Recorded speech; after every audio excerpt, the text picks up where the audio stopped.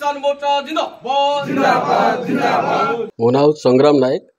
गंजाम जिला संपादक एआईकेएमसी। आज हूँ गत 3 तारिख में आमर कृषि मान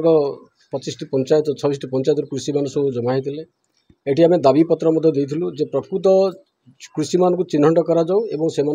जो सरकार जो किट बिहन दौर से बिहन दि जाऊ। किंतु आज बड़ दुखद कथा ये जो कृषक ऑफिस रे मनमुखी शासन चली से माने प्रकृत चाषी को चिन्हट कर बिहन दौना से माने जो माने कि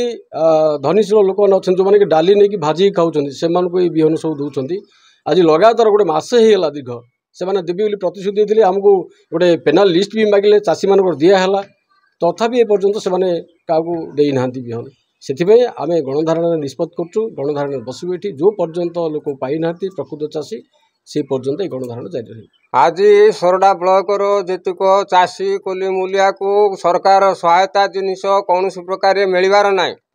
ये सब बीजेपी शासन रहीक लोक ऑफिसर होकर सब बाट मारणा चली। गत जानुआरी 3 तारिख ये विषय नहीं कि आम गणधारणा करूँ तथापि आमको 20 तारिख जवाब देकी वर्तमान आज फेब्रुआरी 5 तारिख है ए पर्यंत आमर छोट कोटिया सब चाषी कोली मूलिया को बिहन भोज कौन प्रकार नदेवा हेतु आज आम गणधारणा बसीचु किंतु ये सरकार आईन की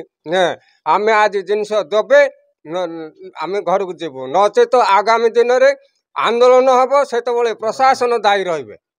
जन जनकर चाषी की आम कहलु आमर चाषीर चिन्हट रखिक दि जाऊ हेले आम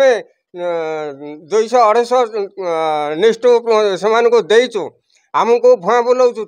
बारंबार आमको बिहन दौना किंतु तेलिया मुंडे तेल देकर सरकार शासन में बसुंट। सोरडारू सुजित पंडा रिपोर्ट स्वतंत्र न्यूज।